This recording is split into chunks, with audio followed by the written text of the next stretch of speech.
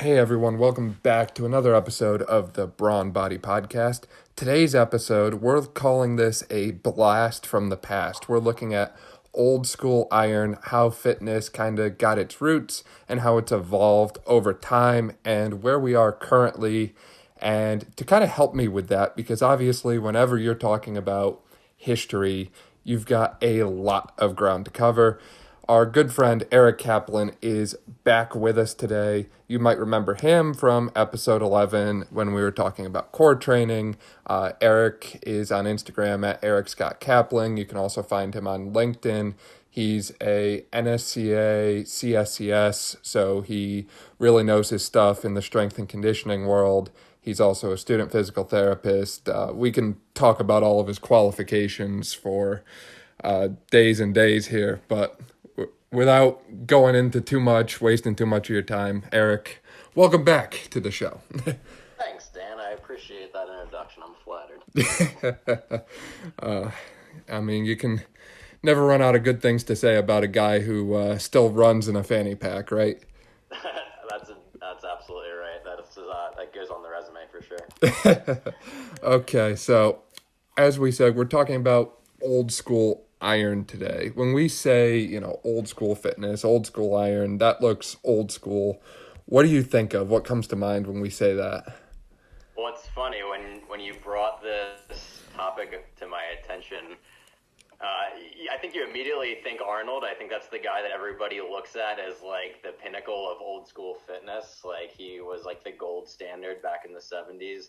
So one of the first things I did when I started thinking about the topic was I went back and watched Pumping Iron, which is just a classic old school weightlifting documentary. But I kind of started watching it in a different light. I had watched the documentary before. I think a lot of people that are interested in strength and health and wellness and weightlifting have. But I was watching it in a very different light because I was kind of anticipating this conversation. And I was spending a lot more time looking at the programming, which they don't spend a lot of time talking about because it's kind of, introduced to the layperson and they're not really going into the depths of, what they could potentially go into when it comes to fitness. But I was looking at the programming. I was looking at some of the nutrition stuff that they bring up and really just the culture that was really the baseline and the foundation of what fitness has become today. So I was looking at it that way, and you're looking at guys like Schwarzenegger and Ferrigno, and just seeing how they built their bodies and the coaching that they had. And with limited knowledge when you look at it relative to what we have access to today, and you just wonder, like, if these guys are able to look like that, and granted the steroid conversation might be a different podcast, but the guys that are able to look like that and to lift weight like that without all of the complex science, it's like it really gets you thinking about like where we are in terms of fitness as an establishment, fitness as an industry. Like maybe we're doing too much, maybe we're thinking about this in the wrong way, and maybe there's a simpler way to go about things. So when I think of old school iron, I just think of like simplicity. I just think about loading and just the basic concepts that underlie building strength and hypertrophy and all the stuff that we still like to talk about today. Right, definitely. And I like how you bring that up, that we're almost overcomplicating fitness, it seems, because, I mean, essentially their exercises, they didn't have fancy machines and niche equipment for every little thing. Like, They didn't have a belt hip thrust machine or booty blaster machines or Instagram workouts and Pinterest back then. They said, what can we do? We can press, we can pull. So they did that in pretty much any variation. They did standing presses, bench presses, incline, decline, dumbbell, barbell, bent press. Not that you see that anymore. And the list goes on and on and on. And I mean, it wasn't just, doing a 3x10 of each of these movements. There was the 5x5 came out, German volume training, 10x10. Or Arnold himself was famous for... I think it was in his book, New Encyclopedia of Modern Bodybuilding, or I listened to a lot of his talks and different shows and that sort of thing. He's on a lot of podcasts, and you kind of get stuff blurred sometimes, but he talked about these squat sessions him and his friends would have on Saturdays, where they would literally drag a barbell and a squat rack and stuff out in the middle of the woods and just spend the whole afternoon doing squats, like 3-4 hours of barbell squats. And then he said that they would crawl back out and get the equipment the next day. And you don't hear about stuff like that anymore. And you don't hear of anyone picking one exercise like that and literally doing it for hours. Yeah, exactly. And I think that's the product. I think we've veered away from strategy like that, because if there's one thing that we know a lot more about now than we did then, it's probably recovery and the importance of recovery. And as I was watching, I'm going to keep kind of alluding to Pumping Iron just because I thought it was like a really interesting example of, where we've come from. But when you look at that documentary and you just see the way that they're just destroying their bodies every single day, like the overload principle, they were working to a T. I mean, that was the principle that they based everything around. It was basically just working out to exhaustion, and they were probably losing the recovery piece compared to what we know now about the importance of sleep and the occasional rest day and deloading and all of that good stuff. They weren't really employing those principles to any significant degree because it was just all about beating their bodies to the ground every single day. And that's when you get into the conversation of the bodybuilders that became famous, like Arnold and Frigno and all them. Like the ones that became famous were expressing genetics. They were expressing their phenotype for what a bodybuilder can potentially be if you have the genetic gift to be a bodybuilder. So they had the ability to beat themselves into the ground like that and go out into the woods and just smash their legs for hours on end and then crawl away from it fairly unscathed. I mean, I don't know exactly what their recovery looked like and what that process was, but I imagine they probably were back in the gym the next day doing legs all over again. So, most likely. Yeah. So again, I think that they had some principles that we still use, like progressive overload and stuff like that. I don't think it was as dialed as the technique that we're using today, but I think that they were still using that principle very effectively, but then losing out on the recovery piece. So you wonder if they were to employ that a little bit more efficiently, what those guys could have looked like. Right. And I like how you said it's the theme of more is better. And we saw that in their nutrition approach as well. Schwarzenegger was recommending if you had a hard time gaining muscle, drink a gallon of cow's milk every day, whole milk. And I'm sure you would definitely gain something from drinking that. I don't know if it would be muscle or something else. But the other one that comes to mind was the classic example of Stallone in Rocky 39 or whatever number they were on at the time. When he was eating eggs, whole eggs, and coffee. That was his diet to get to 2.7% body fat. And it's just extreme measures to get what they wanted physically. And obviously there was a lot less, I don't want to say disregard for the health effects, but I think a lot less knowledge about what it was going to do to them long term. Yeah, absolutely. I mean, again, nutrition science is definitely not where it needs to be, and not where a lot of people think it is. I think that there is a lot of skepticism for good reason. There's a lot of variation in opinion on what makes good nutrition and what doesn't, and what's good for an athlete and what's good for a bodybuilder. And obviously that it's very individual and there's a lot of variance there. But, Schwarzenegger was famous for saying, like, I try to take in a gram of protein for every pound of body weight that I have, which is just absolutely insane. I don't know if he was actually doing that, but it was an oversimplified approach to basically say, I'm going to consume as much protein as possible in a single day, and I'm going to see how my body evolves in response to that. And I think because there was less science, there was a lot more observation, and there was a lot more individual observation. So what do I personally respond to with this type of training and joined with this type of nutrition? So again, Arnold had special genetics, obviously. Guys of the like had special genetics, and they may have responded exceptionally well to 100, 200 grams of protein, 300 grams of protein. I don't even know how you achieve that, but they may have responded that well because they were genetically gifted enough to have that type of response, that type of anabolic response. And I think that they were able to hone that craft really effectively because there was just a lot of trial and error. It wasn't like, okay, I'm going to employ this workout. I'm going to go after, this style workout, which again was usually a very heavy overloaded style, high volume, high weight. And I'm going to couple it with this proportion of protein and just see what happens. They're not referring to papers. They're not referring to any in-depth science of any type of significant quality. So it really was more of a trial and error process. And I think we do lose sight of that because there is so much individual variance today that we need to be focusing more on what works for the individual and not so much what, so-and-so paper says.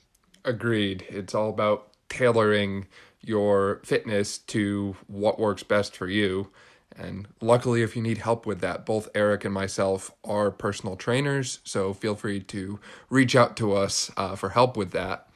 But I like how you said the observational approach was very big at the time, how people were kind of looking at, what's working for this guy or that girl or whatever, and then they themselves went and did that. And right. I think you still see some of that to a certain extent in the gyms today. Obviously, there's a lot less people in the gym because of the pandemic right now. But, you still go in the gym and you'll notice over time, maybe someone in there really has their stuff together. They're benching 315, squatting 405 for reps. For us, Erik is that guy. He's the guy that throws the 70-pound resistance band on to do weighted pull-ups or resisted pull-ups, and the band drags his anchor weight, which is probably like a 100-pound dumbbell, with him along for the ride. And it's just... Don't give me too much credit here. Yeah, subtle flex here. But, over time, you'll notice that other people that go to the gym at the same time kind of shift their workouts. And instead of doing like straight isolation movements, if they notice Erik doing a lot of heavy compound lifts, they'll probably gradually progress to that. Or, I think we can both say we've gotten people to come up to us before who just have total like bizarre looks on their face. Like, what are you currently doing? Why are you doing it? And why is it so effective for you? Right. Yeah, I think that a lot of this just digs into the culture of fitness as it stands today and kind of the evolution of fitness. Mm-hmm. Like when you talk about old school fitness, really bodybuilding was the gold standard. It's just like if you were looking to work out, you worked out in a very specific bodybuilding style. You were trying to develop an aesthetic physique. You're trying to develop as much muscle as humanly possible. So all of the technique there was geared towards a very simplistic goal. And I don't want to say simplistic in terms of it being easy to achieve a physique like some of the old school bodybuilders, but the goal was fairly straightforward. And over time, that's changed quite a bit because there has been more science. There has been recognition of variance between individuals. And we also recognize the importance of strength and conditioning for a variety of different occupations, a variety of different sports-specific type deals. So you have a lot more focus in a lot of different areas, and that speaks to the way that fitness has branched out into just a massive industry that has a lot of different categories, whether you're a sports performance guy, whether you're a CrossFitter, whether you're a traditional bodybuilder, a physique competition person, or you're just the general fitness type, which I kind of consider myself. I don't really consider myself, someone that has a very specific goal and I'm trying to achieve, this level of optimization. I'm in it for the general health benefits, the longevity, and if aesthetic is a side effect of that, then so be it. But, I definitely have more of a broad approach. But to get back to the point, it's like you see the way that fitness changes from person to person and goal to goal. And, what movement practice are you trying to augment? What are you trying to achieve? And that's really where the changes come from, because we just see value in a variety of different places now. So the lacrosse player is training a lot different than the aesthetic bodybuilder, and it is created a lot of divisiveness, a lot of divide in the ideals and methodologies, but it's also created this sense of individuality, and I think that that's kind of a good thing. Agreed. And it's interesting you mentioned that, because it seems like each individual group has their own identity, so to speak.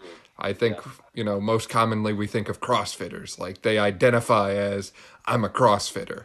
But to a certain extent, that's true with all of these different groups we think of. Like we said, with the classic bodybuilding, you're probably mentally picturing that guy walking around with the gallon jug of water who's taking like 20 grams of creatine every day. It's just interesting how it's almost like people identify based on their fitness anymore. I mean, even just look at the fitness brands we have in the 21st century here. Gymshark, Lululemon. It's become socially acceptable to wear these kind of gym clothings and gym wears anywhere. And it doesn't matter if you work out or not. You can own gym wear and go wherever to, whatever occasion with that. And, I think 20 years ago, if you showed up to the grocery store in, baggy gray Champion sweatpants and a big hoodie, and you just got out of the gym all sweaty and all that sort of thing, you'd get some weird looks for doing something like that. But now it's almost like it's expected that someone is going to be there like that. Yeah, I mean, the shameless sweaty grow outfit is still very much in play these days, so let's not count that out. But yeah, no, I totally agree with you. It's like, it's almost this case of, is your fitness behavior driving you into those brands and driving you into that identity, or is your identity driving your behaviors? Like, which of the two is it? And maybe it's a combination of the two, but I think that there might be a little bit of an issue when you look at someone that is just jumping into a community just for the sake of jumping into a community without any specific goal. They're kind of just going along for the ride. And granted, I'm not taking anything away from anybody that just wants to get fit and wants to stay in shape, and they need a little bit of a community push to achieve that. Honestly, I think that's incredible. Like, I have some issues with the state of CrossFit, for example, and some of the movements that they see as extremely valuable, whatever. But when it comes down to it, it's a community that's helping people get fit and stay in shape, and I think that there's a lot of value there. But that being said, it's like just someone that's coming off the street and jumping into a community like that with no experience and no knowledge of the foundations of fitness or where they need to be to start a practice like that. That can be detrimental. It can be challenging on the body, and I think that people need to be a little bit more in tune with that. So definitely something to think about. Agreed. And I like to come back to this classic metaphor. I've used it probably far too many times.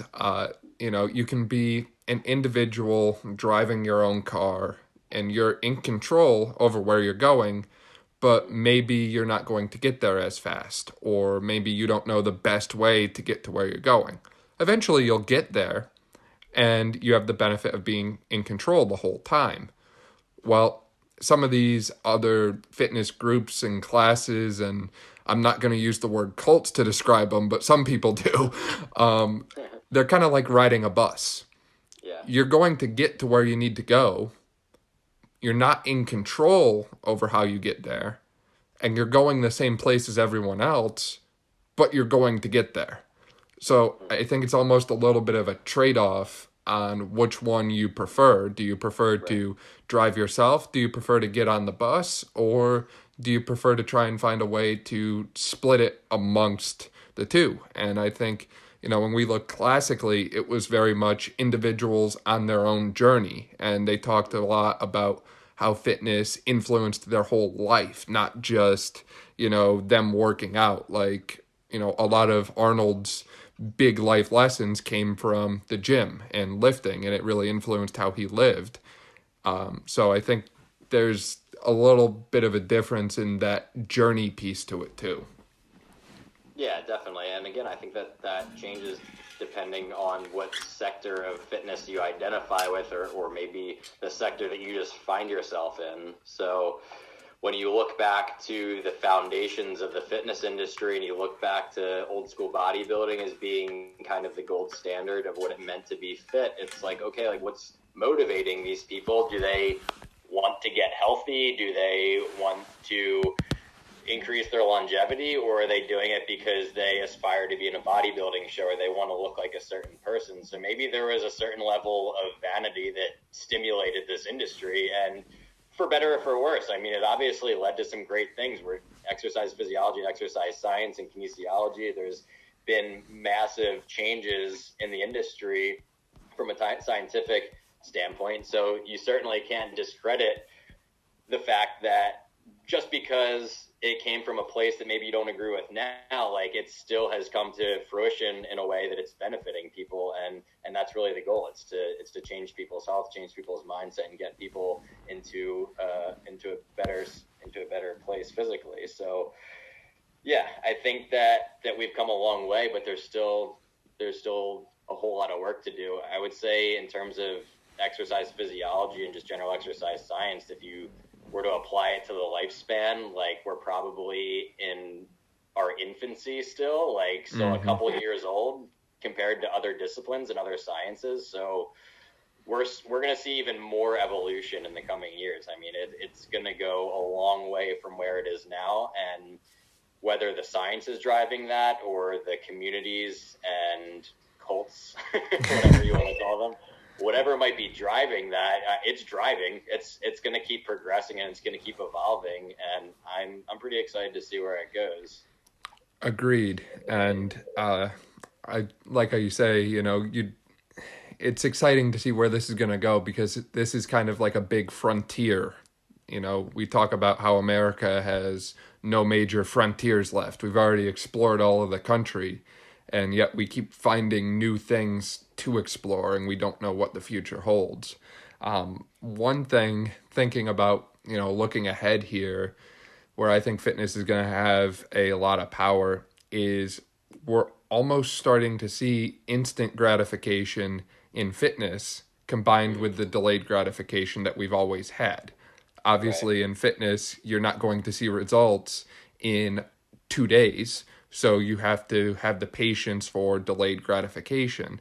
Now, with the different technologies and engineering that is possible thanks to our, 21st century modern tech kind of life, there's apps you can get that can instantly give you feedback on your form. There's apps you can get that calculate how much weight you lifted in a gym session. And I did it once, and, there was a leg day where I apparently lifted 80,000 pounds in total.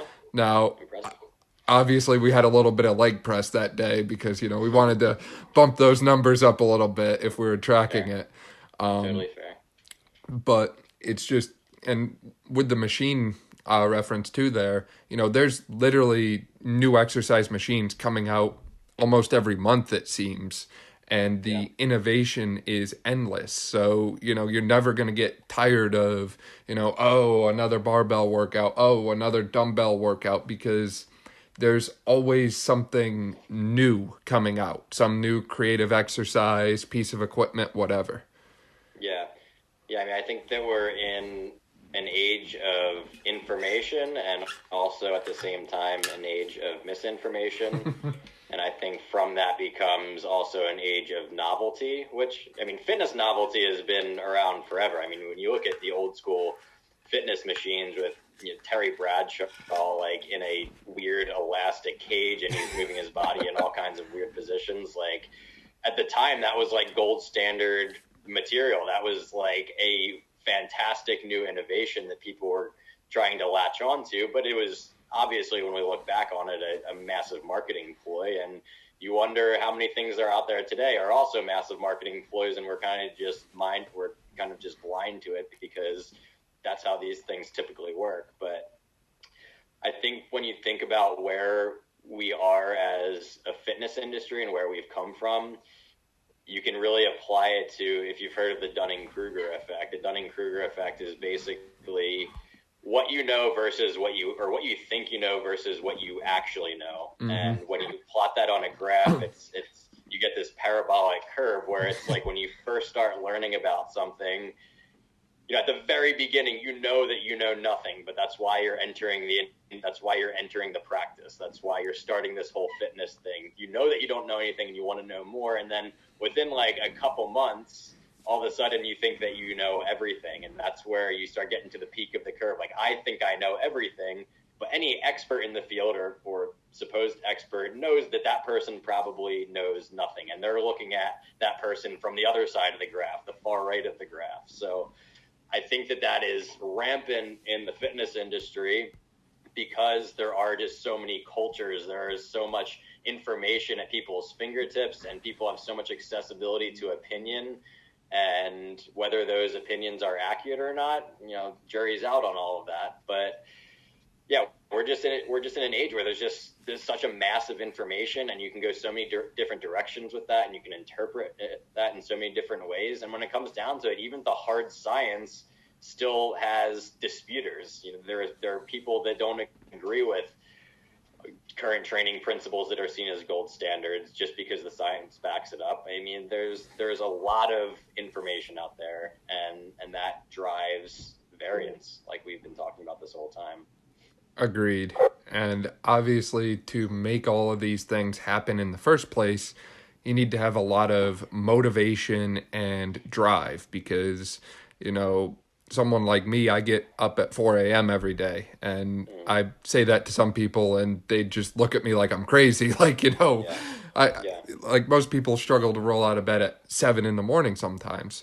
Uh-huh. And I think it's interesting how the motivation piece, I'll say, has shifted because, in the 60s, 70s, 80s, the Arnold era was the magazines, the television. I think of the classic Jack LaLanne, who really popularized television fitness. And I think it was his 70th birthday. He had a big fitness promotion on TV where he linked 70 rowboats together and jumped in the water and swam pulling 70 rowboats.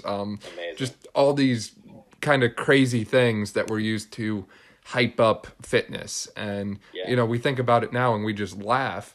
But now we have, how many different TV shows that do the same thing? It's just the painting is pictured or painted in a different light. So we have Titan Games, we have Ninja Warrior, we have Tough Mudder came out with their own, or Spartan Racing came out with their own TV show. It's the same stuff. It's just a new way to do it, so to speak.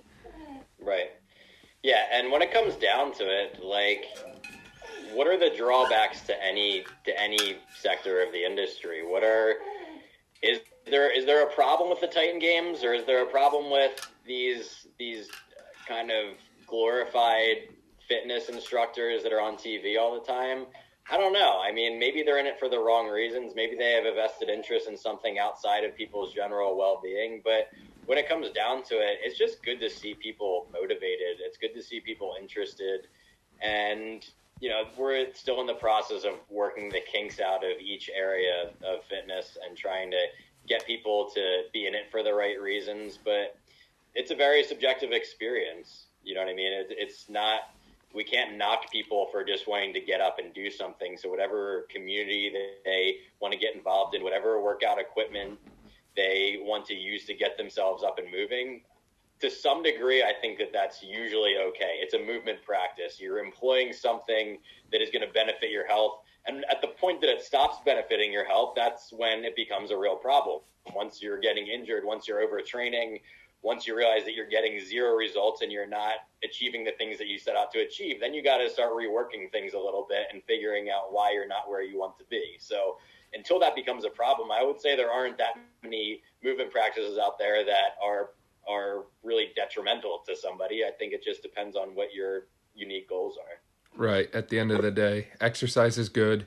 And, I think personally I fall into the trap of talking about functional training too much. And this is more functional than that. At the end of the day, if you are getting stronger and if you are getting in better cardiovascular shape, then you are improving your functionality. So with that, anything can be classified as functional. Exactly. And I'm guilty of using the word functional way too much.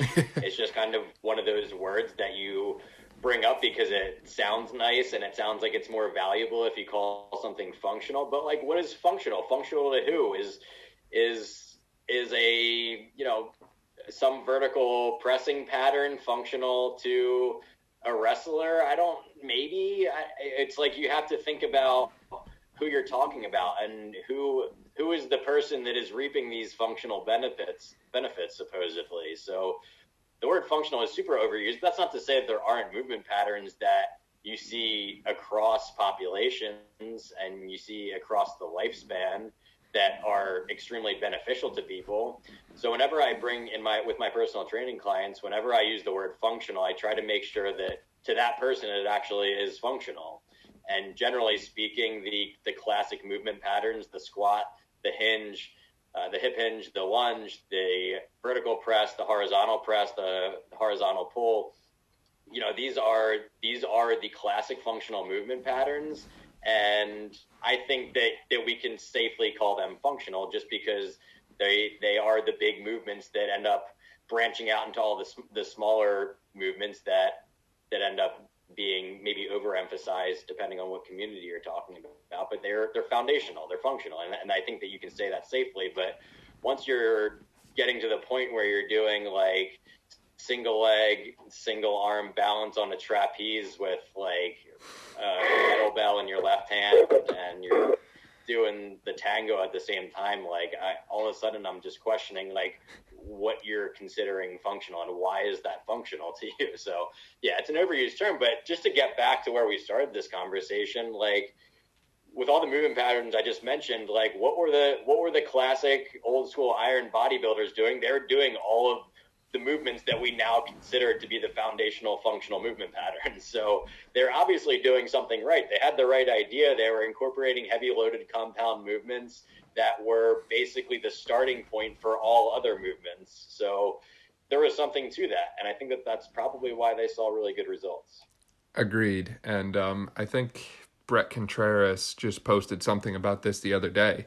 If you're looking to get stronger or faster or just overall improve your physical functioning in a time-efficient manner, starting with these large muscle compounds is a great way to go about it. You're not going to be able to bench press 405 if you're not doing bench press. If your shoulder workout consists of lateral raises and the reverse fly machine, don't expect to be doing a 225-pound shoulder press anytime soon.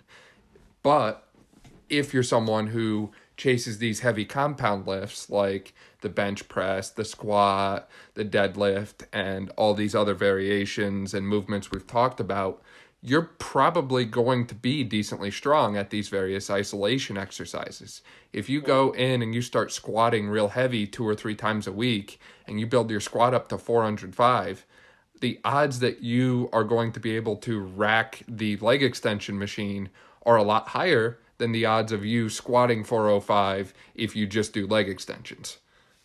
Exactly. And I think, mentioning all those accessory lifts and how they apply to the compound lift, I think that's crucial, and we need to be thinking about that. But at the same time, I think a lot of the compound movements expose areas where you need to start incorporating the accessory movements. If you have an anterior pelvic tilt when you're coming down to a squat, or if you have, a weight shift when you're going into a heavy squat, maybe we can start incorporating accessory exercises that can start waking up muscles that were basically sleeping on you during those heavy load lifts, and that can optimize performance to achieve that particular goal in adding weight to your squat. So I think that's where the experts in the fitness industry come into play, and people that have seen a lot of other people move and worked with a lot of clients, or been involved in a lot of seminars and had the chance to really see how humans move. I think that's where that comes into play, watching somebody move and deciding whether or not they need specific exercise to address areas of instability or weakness.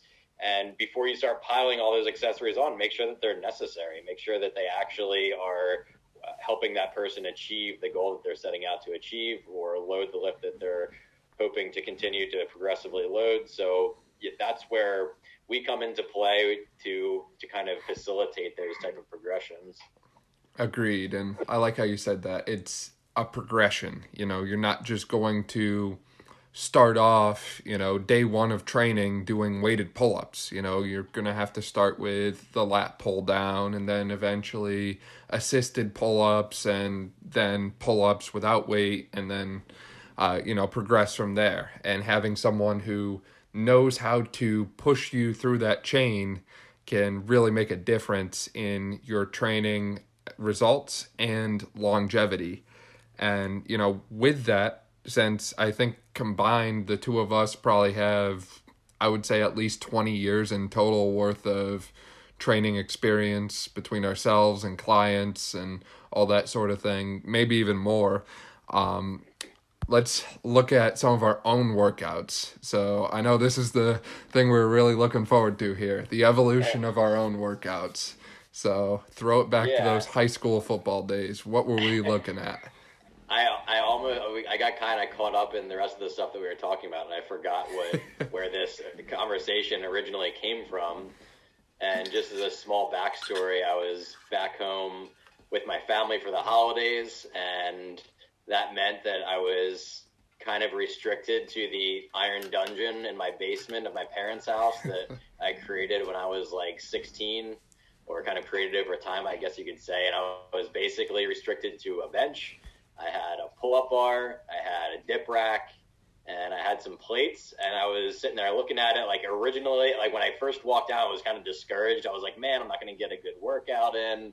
This kind of sucks. Like, it's just not going to be what I want this morning. I was looking to get off to a good start, but I'm kind of working through. I'm working with what I have. I'm doing some of these compound lifts that we were talking about, some of the foundational movements. I was like, man, like it feels really good to get back to this, just this simple style of weightlifting that I kind of missed. I didn't realize how much I missed it until I started doing it again. And it got me thinking, it got both of us thinking about this, where we started and what got us going. And for me, it was high school football, which I think a lot of people probably in our generation started weightlifting during high school sports. I think that that's fairly common. And I think that's a great starting point. From a hormonal standpoint, it's when you start being able to see physical progressions. So it is a good place to start. Not that I don't think it's valuable to start earlier than that, but I think that is a good starting point in terms of age. So I feel really fortunate to have had that foundation. Sorry if you hear a dog barking in the background. I feel really fortunate to have had that experience as a teenager, because it really laid the groundwork for my entire future in this industry and in my own personal fitness endeavors. So looking back at the old school football workouts, I think you first have to look at who's coaching it. So when you look at most teams in high school, like you're probably not going to have a strength and conditioning coach on staff. And if you do, you're at like a really high end private school or whatever that has funding for that type of thing. But like when I was in high school, you didn't even technically have to have an athletic trainer on the field during games and practices, I don't think. So you can imagine that the strength and conditioning coaches probably were not a top priority and probably not in the budget of most high schools. So you're being coached by the most jacked guy on your coaching staff, which, could be a good thing. It could be a pretty bad thing depending on what his ideologies are. But in my case, I was coached by a former college football player, really, really strong guy. He was putting up 350 on the bench while we were all just struggling to get the bar off our chests. And so it was good to have somebody that obviously had a foundation for fitness. He had a little bit of experience in strength and conditioning, but it's interesting to think that his base of knowledge, which probably came from a strength and conditioning coach that coached him during college, was basically being relayed to me and feeding into my foundation for what I know today. So it's interesting to think about it like that, how it really is a chain reaction of knowledge that just gets sent down the line and eventually manifests into your personal fitness endeavors. So yeah, for me, it was a lot of squatting, I remember squatting pretty much every day during the season in high school, because that was seen as the most valuable exercise. So a lot of squatting, a lot of hex bar deadlift, a lot of bench press, a lot of incline bench press, and a lot of bicep curls. And that was the full gamut of like the daily football workout. They weren't super organized. They weren't properly periodized. The selection was fairly poor looking back on it. But again, it's where I developed my baseline strength. It's where everything that I've accumulated up until this point started. So I can't really knock the programming that hard if it was foundational to where I'm at today. So, and I think that that's probably a fairly common experience in terms of people getting their start in high school and having those types of sort of disorganized, dysfunctional, but weirdly effective weightlifting programs. My only complaint really is the periodization piece of it, where we were still doing like super heavy loaded 1RM testing like mid-season. Just not a good idea, really. We probably should have been more sport specific at that point and working on some higher volume, again, more sport specific movements, but we didn't. And I made it out unscathed for the most part, outside of a couple of injuries that I probably could have avoided with a little bit of corrective exercise or prehab. But, you know, it is what it is. No, I get that, and I have to agree with you. It's funny how, you know, we went to very different high schools, very different areas, yet we had similar experiences. We still pushed bench, squat, deadlift, and their variations. We pushed pull-ups, dips, barbell rows, dumbbell shrugs as well. It seemed like everyone did dumbbell shrugs. You grabbed the 50-pound dumbbells because they were always on the top rack, so you didn't have to bend down and get the other ones. And you just grabbed them and you shrugged them until you felt like stopping, I guess. You didn't even know why you were doing them.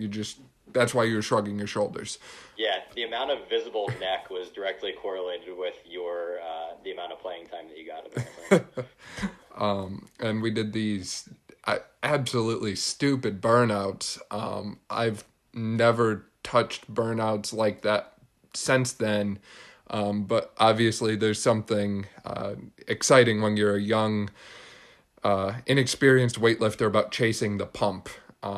We did one that was a 30-second one rep of bench press with a mini barbell straight into barbell skull crushers to failure.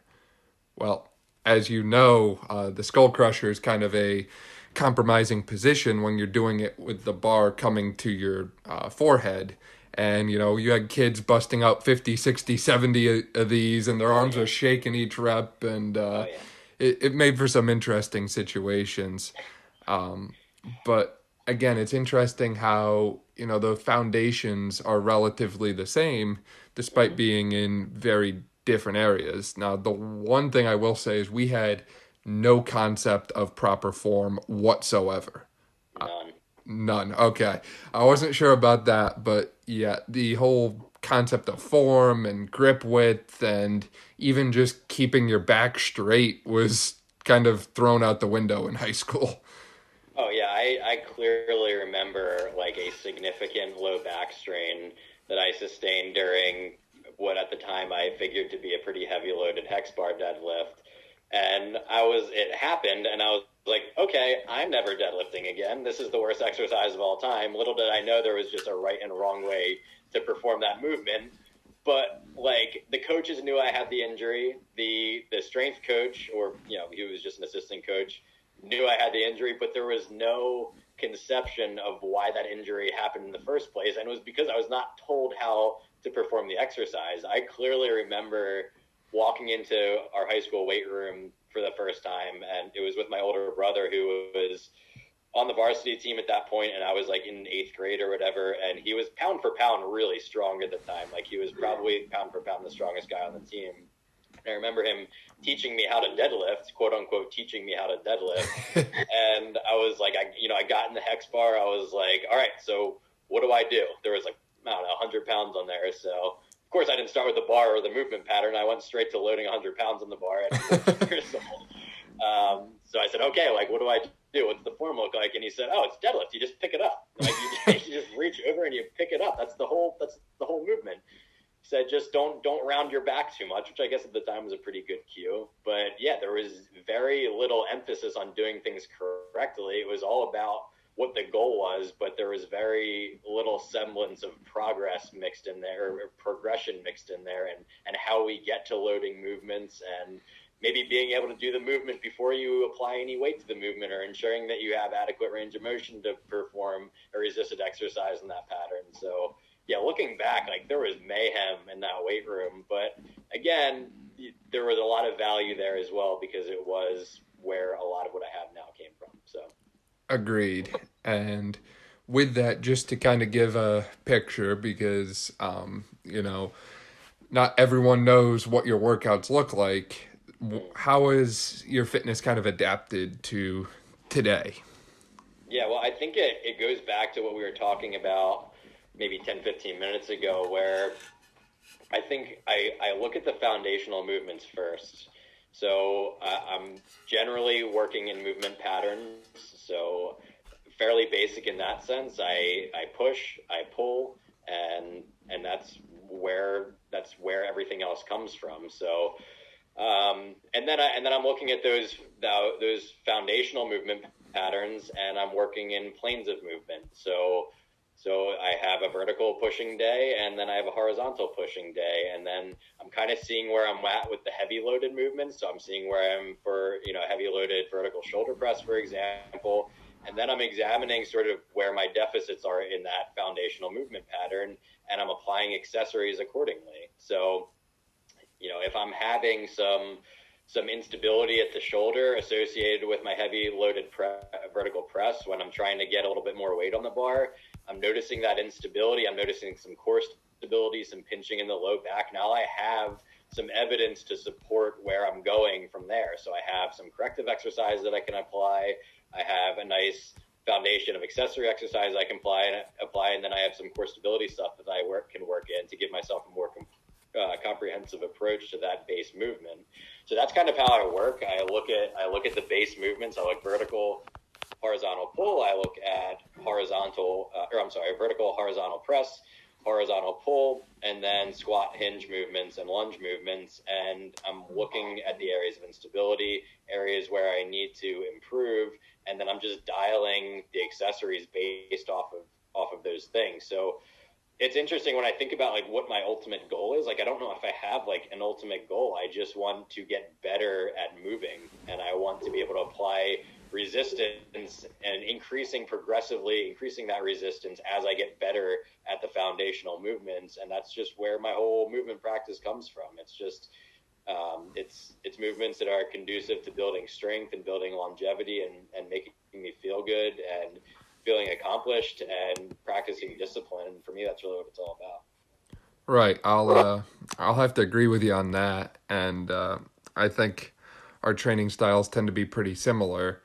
I know you mentioned periodization a little bit, and for those aren't familiar with it, it's essentially working on specific things for a specific period of time. So you might have a hypertrophy block where you're doing those moderate rep ranges for 4 to 6 weeks, and then you might follow it with a strength block, which is, heavier weights, lower reps, 4 weeks there, and then you might follow that with a deload. So maybe a week of same exercises, just, half the weight, just to kind of promote longevity in training, so to speak.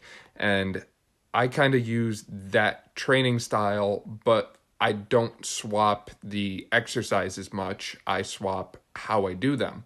So maybe for one period, I do a instability block. And you see me doing all the funky things from Instagram that I post with the earthquake setup and chaos setups and, the TRX or the Bosu ball and that sort of thing.